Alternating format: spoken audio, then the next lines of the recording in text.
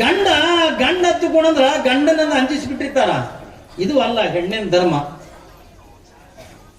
ಯಾಕ ಗಂಡಗನ್ನ ಅಂಜಿಸಬಾರ್ದು? ಗಂಡನನ್ನ ಭಕ್ತಿಯಿಂದ ಯಾಕೆ ಕಾಣಬೇಕು, ಗಂಡನನ್ನ ಪ್ರೀತಿಯಿಂದ ಯಾಕೆ ಕಾಣಬೇಕಂತ ಕೇಳಿದ್ರೆ, ಇವತ್ತು ನೀವೇನ್ ಇಟ್ಟು ಚೆನ್ನಾಗಿ ಕಾಣಾಕಿತ್ತಾರಲ್ಲ, ಇಟ್ಟು ಚಂದ ಕಾಣಕ್ಕೆ ಅಂದ ಕಾರಣನೇ ನಿಮ್ಮ ಗಂಡ. ಹೌದಲ್ರಿ? ಒಂದ್ ವೇಳೆ ನೀವು ಮದುವೆನೇ ಮಾಡ್ಕೊಂಡಿದ್ದಲ್ಲ ತಿಳ್ಕೊಂಡ್ರ ನಿಮಗೆ ಇವೆಲ್ಲ ಶೃಂಗಾರಗಳನ್ನ ಸಿಗ್ತಿದ್ವನ್ರಿ? ಏಸ್ ಕಾಲಕ್ಕೂ ಕೂಡ ಈ ಶೃಂಗಾರಗಳನ್ನ ಸಿಗ್ತಿದ್ದಿಲ್ಲ.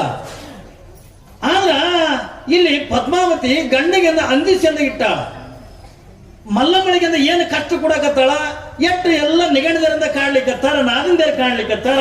ಇದು ಎಲ್ಲವೂ ಕೂಡ ಯಾರ ಕಣ್ಣಿಗೆ ಕಾಣಕತ್ತದ? ಹೇಮರೆಡ್ಡಿ ಕಣ್ಣಿಗೆ ಅದು ಕಾಣಕತ್ತ. ಏನೇ ಹೋಗಿಂದ ಹೆಂಡತಿಗಿಂದ ಬೈಬೇಕತ್ತುಕೊಂಡಂತಾನ, ಅವಳು ಬಾಯಿ ಬಹಳ ಬಂಡ ಏನ್ರಿ. ಆಕಿ ಗಂಡ ಅನ್ನೋದು ನೋಡಂಗಿಲ್ಲ, ಯಾರು ಮಕ್ಕಳನ್ನ ನೋಡಂಗಿಲ್ಲ.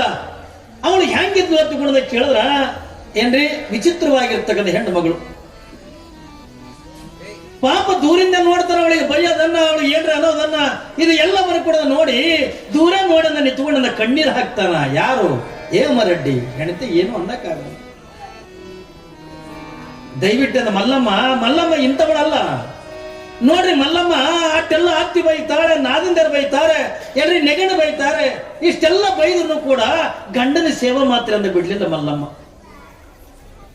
ಗಂಡನ ಸೇವೆ ಮಾಡಿದ್ರು ಕೂಡ ಬೈಲಿಕ್ಕತ್ತಾರೆ.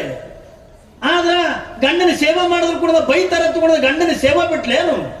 ಬಿಡ್ಲಿಲ್ಲ. ಯಾಕ? ಅವಳ ಪಾಲಿಗೆ ಗಂಡನೇ ದೇವರು ಹತ್ತುಕೊಂಡು ಅನ್ನೋದನ್ನ ಅರ್ಥ ಮಾಡ್ಕೊಂಡಿರ್ತಕ್ಕಂಥ ಮಲ್ಲಮ್ಮ.